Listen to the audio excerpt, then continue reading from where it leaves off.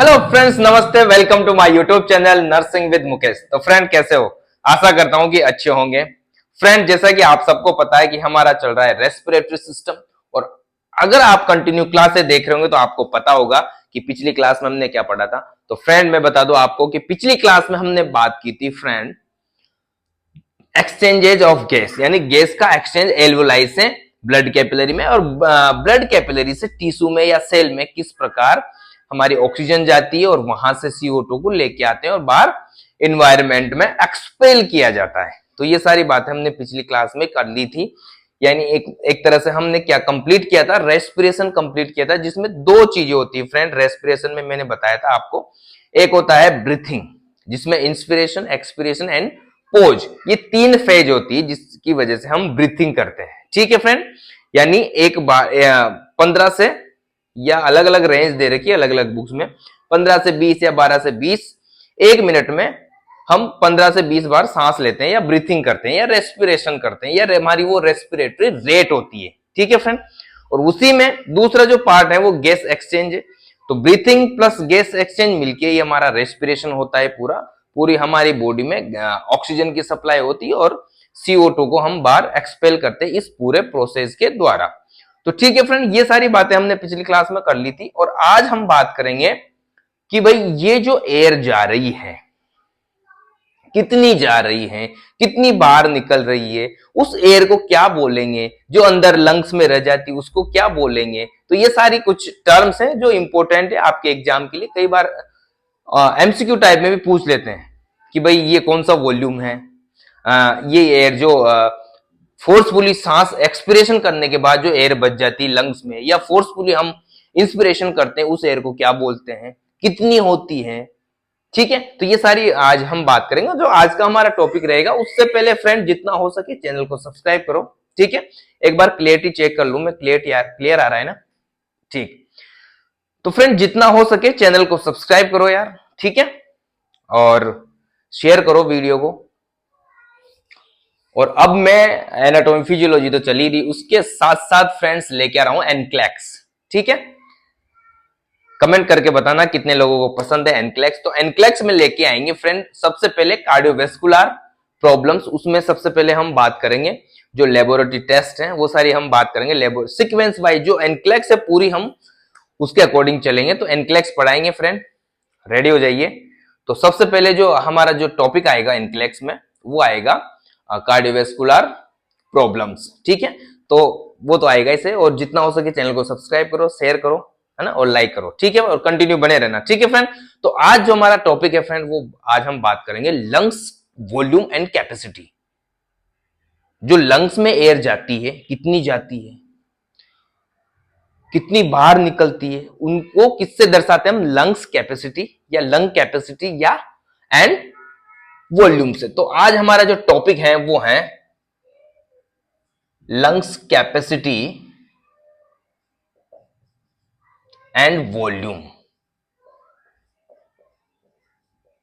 ठीक है फ्रेंड, आज हमारा जो टॉपिक है लंग्स कैपेसिटी एंड वॉल्यूम। ठीक है फ्रेंड, आप सबको पता है कि हम एक मिनट में 15 से 20 एवरेज, अलग अलग बुक्स में अलग अलग दे रखा है, 15 से 20 बार सांस लेते हैं, यानी रेस्पिरेशन करते हैं, यानी ब्रीथिंग करते हैं। ठीक है, यहां तक कोई दिक्कत नहीं। जब हम ब्रीथिंग करते हैं फ्रेंड, जैसे हमने इंस्पायर की एयर, इंस्पिरेशन की, एयर अंदर ली, कहां जाती है? लास्ट में एल्वोलाई में जाती है। ठीक है, एल्वोलाई से पहले या एल्वोलार डक्ट से पहले एयर कहां भी, एयर का या गैस का कहां भी एक्सचेंज नहीं होता। ठीक है, मतलब पूरी ये नली है हमारी, जो रेस्पिरेटरी ट्रैक है पूरा, upper respiratory tract and lower respiratory tract, उसमें पूरी की पूरी एयर जाती है और लास्ट में एल्वोलाई में जाती है। फिर वहां पे गैस एक्सचेंज होता है। गैस का क्या होता है? एक्सचेंज होता है। उससे पहले एल्वोलाई और एल्वोलार डक्ट से पहले फ्रेंड कोई एक्सचेंज नहीं होता, और वहां पे हमेशा एयर रहती है। चाहे आप सांस अंदर ले रहे हो, या इंस्पिरेशन कर रहे हो, या एक्सपिरेशन कर रहे हो, तो इस पूरा जो पैसेज है, पूरा जो पैसेज है, उसमें एयर रहती है फ्रेंड। उसको बोला जाता है एनाटॉमिकली डेड स्पेस। क्या बोला जाता है फ्रेंड? उसको बोला जाता है anatomically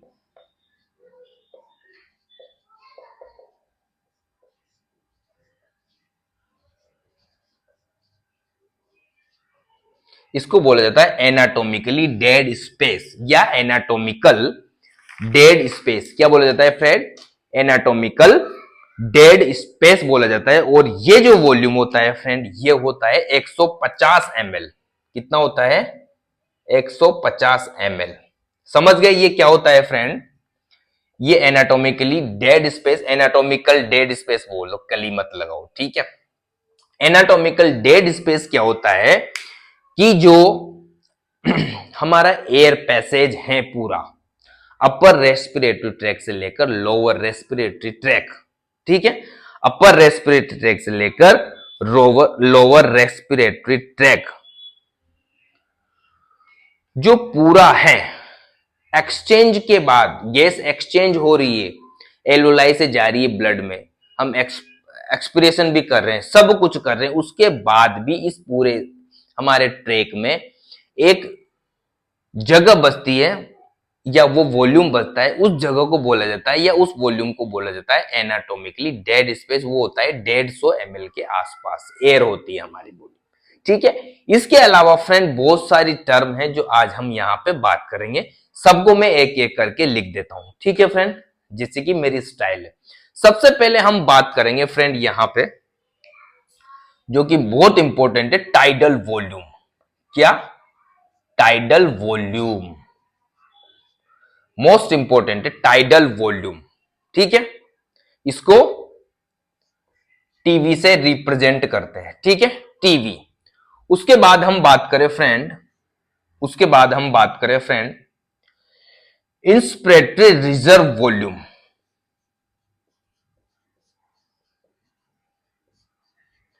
inspiratory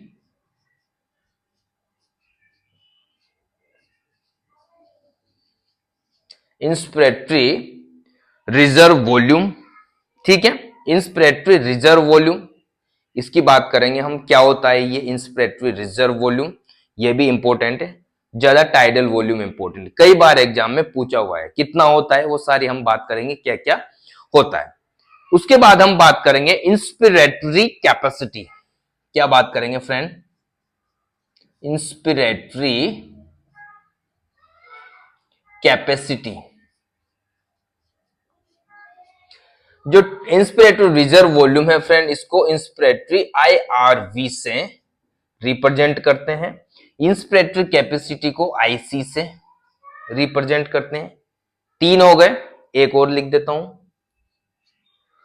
inspiratory reserve volume हो गया, इंस्पिरेटरी रिजर्व वॉल्यूम हो गया और इंस्पिरेटरी कैपेसिटी हो गया। एक हो गया friend functional residual capacity.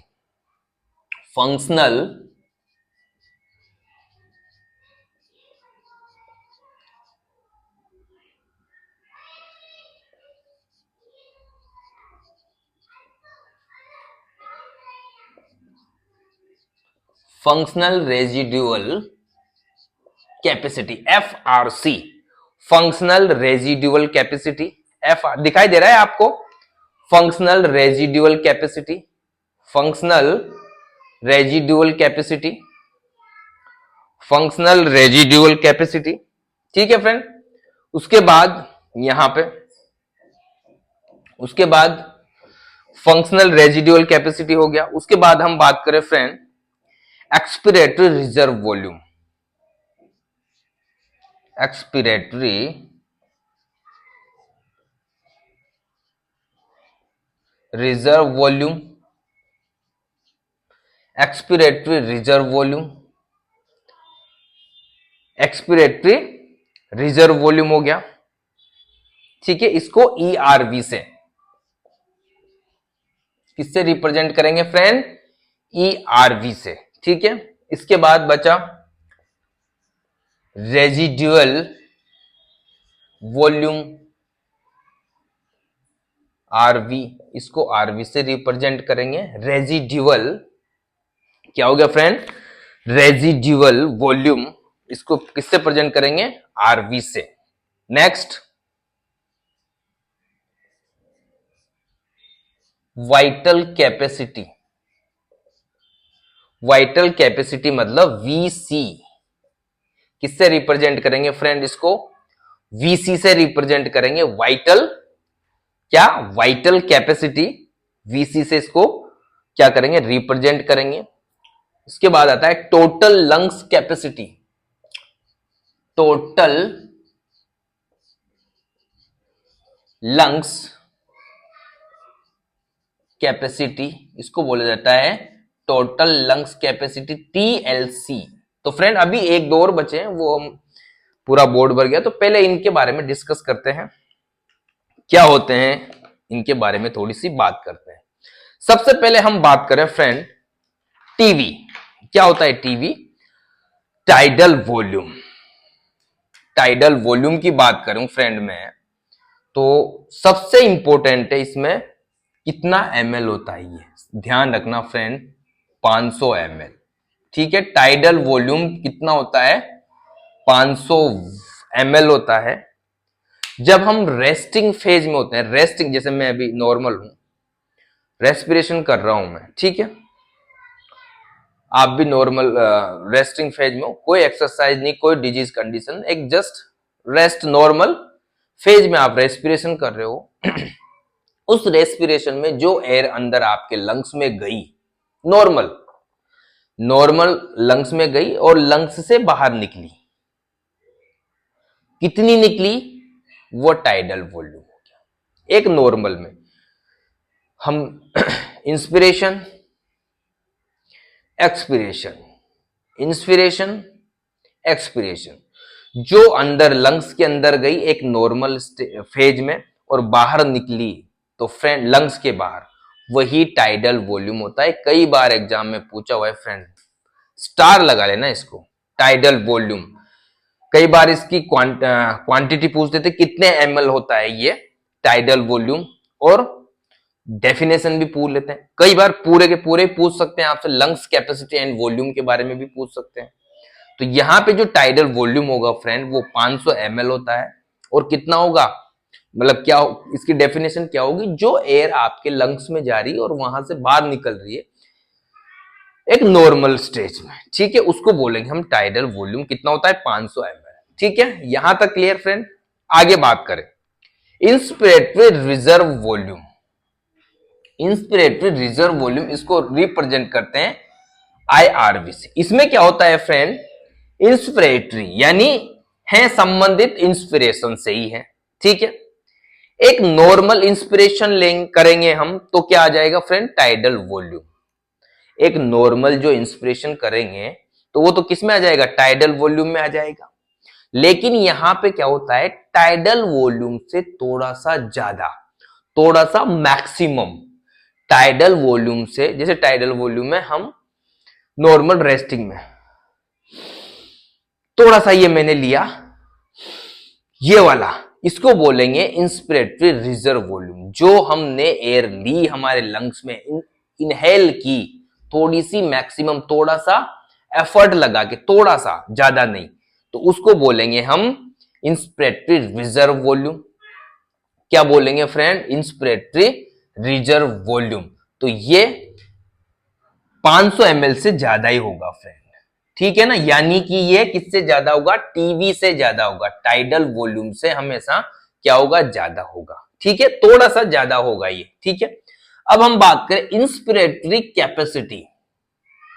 Inspiratory capacity, inspiratory capacity में क्या होता है फ्रेंड? जोर लगा के पूरा, जितनी ताकत हो आप में, कितना इंस्पिरेशन कर सकते हो आप, कितनी कैपेसिटी है आपके अंदर लंग्स में सांस लेने की।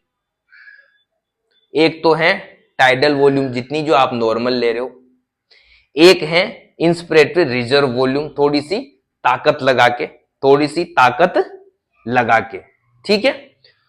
एक तो टाइडल वॉल्यूम भी इसमें आ जाएगा और इंस्पिरेटरी रिजर्व वॉल्यूम। तो इन दोनों को मिला के जो एयर जा रही है, वो जितनी कैपेसिटी जा रही है, एक नॉर्मल में, एक थोड़ा सा क्या करके एफर्ट लेके, थोड़ा सा एफर्ट लेके, बट इसमें टाइडल वॉल्यूम से थोड़ी ज्यादा जाएगी। इसमें क्या होगा? Tidal volume plus inspiratory reserve volume से भी ज्यादा, बहुत ज्यादा जोर लगा के, एफर्ट लेके हम इंस्पिरेशन करेंगे और इंस्पिरेशन करके वो एयर लंग्स में पहुंचाएंगे। तो यहां पे जो इसका IRV, इन सॉरी ये टीसी जो हो जाएगा, सॉरी आईसी जो हो जाएगा वो हो जाएगा फ्रेंड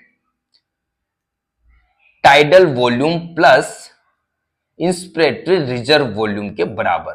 ठीक है, tidal volume plus inspiratory reserve volume के बराबर ये हो जाएगा। ठीक है फ्रेंड, यहां तक कोई दिक्कत नहीं होनी चाहिए फ्रेंड, यहां तक कोई दिक्कत नहीं होनी चाहिए। अब हम बात करेंगे फंक्शनल रेजिड्यूअल कैपेसिटी। इसको रिप्रेजेंट करते हैं फ्रेंड, फंक्शनल रेजिड्यूअल कैपेसिटी इसको हम रिप्रेजेंट करते हैं एफआरसी से। इसको किससे रिप्रेजेंट करते हैं फ्रेंड? एफआरसी से। ठीक है, एफआरसी से इसको रिप्रेजेंट करते हैं। और ये जो कैपेसिटी है फ्रेंड, जब हम फोर्सफुली एक्सपीरेशन करते हैं, पूरा जोर लगा के, अपन ने सोचा कि खाली कर दी मैंने पूरी, ये पूरी एक्सपीरेशन किया हमने मान लो, उसके बाद भी हमारे लंग्स में, मैंने बताया था हमारा लंग्स कभी खाली नहीं होता फ्रेंड एयर से। एल्वोलाई में एल्वोलाई भरी रहती है हमारे। ठीक है, एल्वोलाई कभी खाली नहीं होती। ठीक है, एल्वोलाई खाली नहीं होगी तो लंग्स भी नहीं होगा ना खाली, क्योंकि एल्वोलाई में स्टोर रहती है ना एयर। तो फ्रेंड, तो ये जो एयर है फ्रेंड, या ये कैपेसिटी है फंक्शनल रेजिडुअल कैपेसिटी, ये वो कैपेसिटी है जो हम एक्सपीरेशन के द्वारा पूरा फोर्सफुली एक्सप्रेशन करने के बाद भी हमारी एल्वोलाई में क्या बच जाती है फ्रेंड? एयर बच जाती है। उसको बोला जाता है फ्रेंड एफआरसी। क्या बोला जाता है फ्रेंड? एफआरसी। और इसी एफआरसी की वजह से हम जब एक्सपीरेशन करते हैं तो हमारा लंग्स कोलैप्स होने से बचता है, हमारी एल्वोलाई कोलैप्स होने से बचती है। ठीक है फ्रेंड, तो ये वाली वो कैपेसिटी है जो मैंने बताई थी ना कि लंग्स कोलैप्स नहीं होता, एल्वोलाई कोलैप्स नहीं होती जब हम एक्सपीरेशन करते हैं। तो इसी वजह से इस कैपेसिटी, ये जो अमाउंट रहता है एयर का, उसकी वजह से ये क्या नहीं होती, एल्वोलाई या लंग्स हमारा कोलैप्स नहीं होता। ठीक है फ्रेंड, यहां तक कोई दिक्कत नहीं होगी। ठीक है, आगे बढ़ते हैं। आगे हम बात करेंगे एक्सपीरेटरी रिजर्व वॉल्यूम। ठीक है, ये किससे संबंधित लग रहा है आपको? देखो यहां पे मैंने क्या पढ़ाया था, इंस्पिरेटरी रिजर्व वॉल्यूम, और यहां पे एक्सपिरेटरी रिजर्व वॉल्यूम। चीज वही है बट उल्टा हो गया मामला। कैसे? यहां पे इंस्पिरेटरी है, यहां पे एक्सपिरेटरी है। तो यहां पे चीज वही है कि भाई यहां पे क्या था कि टाइडल वॉल्यूम से ज्यादा हमने इंस्पिरेशन किया, और यहां पे टाइडल वॉल्यूम से ज्यादा एक्सपिरेशन करेंगे हम, थोड़ा सा मैक्सिमम टाइडल वॉल्यूम से थोड़ा सा ज्यादा, क्योंकि टाइडल वॉल्यूम में दोनों चीज आ रही है, इंस्पिरेशन एंड एक्सपिरेशन। ठीक है फ्रेंड, ऐसा मत सोचना कि इंस्पिरेशन आ रहा है, टाइडल में दोनों आ रहे हैं, इंस्पिरेशन प्लस एक्सपिरेशन दोनों, वो भी रेस्टिंग स्टेज में। ठीक है, तो यहां पे एक्सपिरेटरी रिजर्व वॉल्यूम में क्या होगा, जब हम टाइडल वॉल्यूम से थोड़ा सा ज्यादा या उससे थोड़ा सा ऊपर या उससे थोड़ा सा मैक्सिमम एफर्ट लगा के जब हम एक्सपिरेशन करेंगे तो उसको बोला जाएगा एक्सपिरेटरी रिजर्व वॉल्यूम। क्या बोलते हैं friend? Expiratory reserve volume. Expiratory reserve volume क्या बोला जाएगा फ्रेंड? Respiratory reserve volume.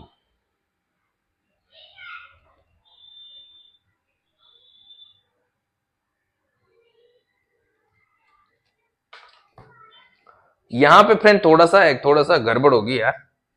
यहां पे जो एफआरसी है ना फ्रेंड, एफआरसी मैंने क्या बताया था, यहां पे थोड़ा सा एफआरसी एक्सप्रेशन के बाद, ठीक है, हाँ सही बताया था, एक्सप्रेशन के बाद। यहां पे क्या बताया था मैंने? एक्सप्रेशन नॉर्मल ब्रीथिंग की बात की है मैंने। यहां नॉर्मल ब्रीथिंग के बाद जब एयर बचती है हमारे लंग्स में, वो एफआरसी है, नॉर्मल ब्रीथिंग के बाद। ठीक है, वो क्या है? एफआरसी है। समझ में आ गया ना? यहां थोड़ा सा कंफ्यूज आप आगे हो गए थोड़ा सा। ठीक है, तो एक्सपिरेटरी रिजर्व वॉल्यूम समझ में आ गया। एक्सपिरेटरी रिजर्व वॉल्यूम में क्या है? टाइडल वॉल्यूम से ज्यादा थोड़ा सा एक्सपिरेट करना है। ठीक है, उसी के बाद रेजिड्यूअल वॉल्यूम, यहां पे इंस्पिरेटरी कैपेसिटी और रेजिड्यूअल वॉल्यूम सेम है, बट इसमें इंस्पिरेटरी की बात की जा रही है, यहां पे एक्सपिरेटरी की बात की जा रही है, एक्सपिरेशन की बात की जा रही है। तो रेजिड्यूअल वॉल्यूम में क्या होगा फ्रेंड? रेजिड्यूल वॉल्यूम में जब हम जोर लगा के पूरी ताकत के साथ एक्सपिरेशन करेंगे। यहां पे क्या हो रहा था, फंक्शनल रेजिडुअल कैपेसिटी में यहां पे हो रहा था एक नॉर्मल ब्रीथिंग कर रहे हैं, नॉर्मल एक्सपिरेशन कर रहे हैं, ब्रीथिंग नहीं सॉरी एक्सपिरेशन, नॉर्मल एक्सपिरेशन कर रहे हैं, तो उसके बाद जो एयर बचती है नॉर्मल एक्सपिरेशन के बाद, उसको बोला जाता है फंक्शनल रेजिडुअल कैपेसिटी। बट यहां पे हम रेजिडुअल वॉल्यूम की बात करें तो यहां पे फोर्सफुली हमने एक्सपिरेशन किया, फोर्सफुली एक्सपिरेशन करने के बाद जो एयर बचती है उसको बोला जाता है रिजर्व वॉल्यूम। इसको क्या बोला जाता है फ्रेंड, रिजर्व वॉल्यूम बोला जाता है। इस एयर को क्या बोला जाता है friend, reserve volume, forcefully expiration करने के बाद इसको बोला जाता है रिजर्व वॉल्यूम। इसके बाद हम बात करेंगे फ्रेंड नेक्स्ट, इसके बाद हम बात करें friend vital capacity. Vital capacity क्या है, वाइटल कैपेसिटी का मतलब है कितनी एयर जा रही है, चाहे वो नॉर्मल ब्रीथिंग में जा रही हो, चाहे वो फोर्सफुली जा रही हो, कितनी बार निकल रही हो, ठीक है, कितनी जा रही है नॉर्मली, कितनी बार निकल रही है, ठीक है, कितनी जा रही है और कितनी बार निकल रही है, ठीक है। तो नॉर्मली या फोर्सफुली इसमें, तो नॉर्मली में फ्रेंड किस में जा रही है, इसकी बात मैं यहां करूं, इसकी बात मैं यहां करूं, नॉर्मली तो किस में जा रही है और बाहर निकल रही है, टाइडल वॉल्यूम में। टाइडल वॉल्यूम के द्वारा हम ले भी रहे हैं और बाहर भी निकाल रहे हैं 500 ml, ठीक है। उसके बाद ताकत लगा के कौन सी ले रहे हैं, इंस्पिरेटरी कैपेसिटी, इंस्पिरेटरी ये वाली इंस्पिरेटरी कैपेसिटी बोल दो या इंस्पिरेटरी रिजर्व वॉल्यूम ये वाला, ये भी हम ले रहे हैं। इन दोनों को लिख दो या इसको लिख दो, बात बराबर है, ये दोनों या ये, या तो इन दोनों को लिख दो या ये लिख दो, ठीक है, आईसी लिख दो या फिर ये दोनों लिख दो। तो यहां हम ये दोनों लिख देते थे, IRV inspiratory reserve volume plus, देखो टाइडल वॉल्यूम में भी अंदर जा रही, बट कब जा रही है, इंस्पिरेशन हो रहा है नॉर्मल, जब आप क्वाइट ब्रीथिंग कर रहे हो, तो एक्सपिरेशन भी हो रहा है, एक्सपिरेशन भी हो रहा है ना normal quite. Inspiratory reserve volume में क्या हो रहा है, थोड़ा सा फोर्सफुली हो रहा है, ठीक है, थोड़ा सा हमने ताकत लगाई तब लिया, मतलब टाइडल वॉल्यूम से ज्यादा अंदर ले लिया। अब बाहर भी किससे निकालेंगे, बाहर किससे निकालेंगे, एक्सपिरेटरी रिजर्व वॉल्यूम से। एक्सपिरेटरी रिजर्व वॉल्यूम से भी हम थोड़ा सा फोर्सफुली बाहर निकाल रहे हैं ना, फोर्सफुली क्या निकाल रहे हैं, बाहर निकाल रहे हैं। यहां पे तो रेजिडुअल बच रही है, यहां भी बच रही है, पर इससे निकाल रहे हैं, तो यहां पे आ जाएगा ERV। तो जो वाइटल कैपेसिटी है वो किसके बराबर होती है, tidal volume plus IRV and ERV, ठीक है फ्रेंड, यहां तक कोई दिक्कत नहीं होगी। इसके बाद हम बात करेंगे टोटल लंग्स कैपेसिटी, TLC। अब इसमें टोटल लंग्स कैपेसिटी का मतलब है कितनी आपने अंदर ली, ठीक है, कितनी होल्ड रखी आपने, टोटल लंग्स की कैपेसिटी, यूं सोचो आप कितनी एयर ले सकता है वो और कितनी बार निकाल सकता है, ये है total lungs capacity friend. Total जो लंग्स कैपेसिटी है, जो हमारा लंग्स होल्ड रख सकता है, ऐसे रोक के रख सकता है या कितनी बार निकाल सकता है, टोटल यूं सोचो आप कितनी लंग्स की कैपेसिटी, ये सोचो, ये हमारी जो लंग्स की कैपेसिटी होती है फ्रेंड, वो होती है अबाउट 6 लीटर। कितनी होती है, 6 लीटर के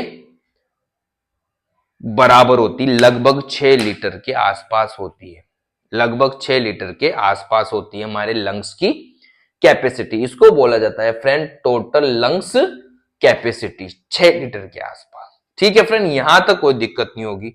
एक बार देख लो, स्क्रीनशॉट लेना चाहो तो ले लो, वैसे तो पूरा समझा दिया मैंने फ्रेंड, वैसे तो पूरा समझा दिया, ठीक है फ्रेंड। इसके बाद हम बात करें फ्रेंड, इसके बाद हम बात करें, इसके बाद दो और चीजें बच गई, वो यहां पे लिख देता हूं थोड़ा सा मिटा के, एक दो चीजें और बच गई वो यहां पे लिख देता हूं मैं। यहां तक तो कोई दिक्कत नहीं होगी फ्रेंड, यहां तक कोई दिक्कत नहीं होनी चाहिए फ्रेंड, यहां तक कोई दिक्कत नहीं होनी चाहिए फ्रेंड। ठीक है, इसके बाद हम बात करें friend alveolar ventilation and peak expiratory flow.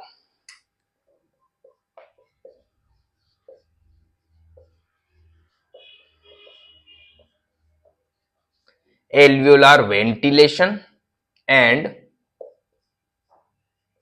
Peak expiratory flow, दो चीजें बच गई है अब हमारी।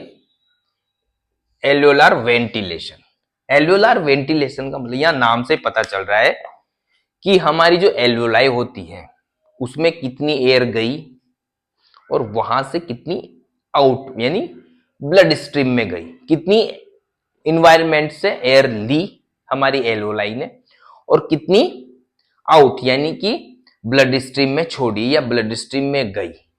तो इसको बोला जाता है एल्वियोलार वेंटिलेशन। क्या बोला जाता है फ्रेंड? एल्वियोलार वेंटिलेशन होता है। वो कितना होता है? 1 मिनट में, 1 मिनट में कितनी? तो यहां पे जो इसकी जो अमाउंट होगा वो होता है 5 लीटर पर मिनट। कितना होता है? 5 लीटर पर मिनट में, यानी 1 मिनट में 5 लीटर एयर का वेंटिलेशन होता है एल्वियोलाई से। चाहे उसको आप बाहर निकाल दो, अंदर ले रही है फिर दे रही है, फिर अंदर ले रही है फिर दे रही है। ठीक है, इंस्पिरेशन किया, एल्वियोलाई ने लिया, फिर एल्वियोलाई ने क्या किया, उधर ब्लड स्ट्रीम में छोड़ दी ऑक्सीजन, फिर वहां से CO2 ले ली, CO2 लेके फिर इन्वायरमेंट में बाहर छोड़ दी। तो ये जो प्रोसेस 1 मिनट में होता है पूरा, 1 मिनट में कितनी? 16 बार, 16 बार। तो वो जो कैपेसिटी हो 5 लीटर के आसपास है। ठीक है, 1 मिनट में, यानी हम जो 15 से 20 बार जो रेस्पिरेशन करते हैं, 15 से 20 बार जो ब्रीथिंग करते हैं, उसमें 5 लीटर 1 मिनट में निकालती है। ठीक है, 15 से 20 बार में 5 लीटर के आसपास जो वेंटिलेशन करती है एल्वियोलाई, वो 5 लीटर करती है। ठीक है फ्रेंड, उसके बाद हम बात करें पीक एक्सपिरेटरी फ्लो। ये क्या होता है पीक एक्सपिरेटरी फ्लो? ये एक तरह से क्या है, एक तरह से फ्लो मीटर के द्वारा चेक किया जाता है। पीक एक्सपिरेटरी या peak flow meter, peak flow meter के द्वारा, पीक फ्लो मीटर के द्वारा, पीक फ्लो मीटर के द्वारा इसको चेक किया जाता है फ्रेंड। पीक फ्लो मीटर आता है एक, उसके द्वारा इसको चेक किया जाता है। इसको ऐसे मुंह में लगाया जाता है। एक्सपिरेटरी मतलब सांस को निकाला जाता है बाहर, मतलब एयर को बाहर निकाला जाता है जोर लगा के, ताकत लगा के। उससे कैपेसिटी पता चलती है, उससे लंग्स कैपेसिटी को चेक करने के लिए जो फोर्सफुली एयर निकाली जाती है या फोर्सफुली एक्सपिरेशन किया जाता है, वो पीक एक्सपिरेशन फ्लो है। उसमें पीक फ्लो मीटर के द्वारा किया जाता है। जैसे अस्थमा का पेशेंट है तो उसका कम होता है, क्योंकि लंग्स क्या हो जाते हैं, उसके लंग्स कोलैप्स हो जाते हैं। लंग्स में क्या हो जाता है, कठोर हो जाते हैं लंग्स, है ना, इलास्टिसिटी नहीं रह पाती। तो क्या होता है फ्रेंड, ये कोई भी लंग्स की वो कैपेसिटी चेक करने के लिए ये जो पीक फ्लो मीटर है वो इस लेवल को चेक करते हैं, पीक एक्सपिरेटरी फ्लो को। ठीक है, अगर एडल्ट की बात करें हम फ्रेंड, इसमें एडल्ट की बात करें, एक नॉर्मल एडल्ट की अगर इसकी रेंज की बात करें, तो अगर ये पीक फ्लो मीटर के द्वारा इसको चेक किया जाता है तो 1 मिनट में 400 से 700 लीटर, 400 से 700 लीटर पर मिनट का फ्लो होता है। ये 400 से 700 लीटर पर मिनट का क्या होता है फ्रेंड, फ्लो होता है। इसमें जो फोर्सफुली हम जो एयर निकाल एक्सपिरेशन करते हैं फोर्सफुली, तो उसमें लंग्स की कैपेसिटी चेक की जाती है। ये 1 मिनट में 400 से 700 के आसपास उतना लीटर आप प्रेशर दे सकते हो। उसमें एक वो आता है, मैं बता दूंगा आपको डायग्राम, कभी मौका मिलेगा तो उसके बारे में कैसे चेक करते हैं सारे बता देंगे। ठीक है फ्रेंड, तो यहां तक कोई दिक्कत नहीं होगी। लंग्स कैपेसिटी एंड वॉल्यूम हो गया फ्रेंड। इसके बाद एक क्लास और बची रेस्पिरेटरी सिस्टम की, उसमें हम बात करेंगे कंट्रोल ऑफ रेस्पिरेशन। मतलब रेस्पिरेशन का कंट्रोल किस प्रकार होता है, कैसे हम ब्रेन तक कैसे नर्व इंपल्स जाती है जिससे कि हम सांस ले पाते हैं। तो वो सारी बातें कौन कौन से ऐसे कारक है जो हमारे रेस्पिरेशन को अफेक्ट करते हैं या उनके द्वारा हमारा रेस्पिरेशन प्रभावित होता है, तो नेक्स्ट क्लास में हम बात करेंगे। तो फ्रेंड कमेंट करके बताना कैसी लगी क्लास, और जितना हो सके चैनल को सब्सक्राइब करो यार, ठीक है ना, और फ्रेंड्स को भेजो। और अब इसके बाद बताना नेक्स्ट कौन सा सिस्टम लेके आए।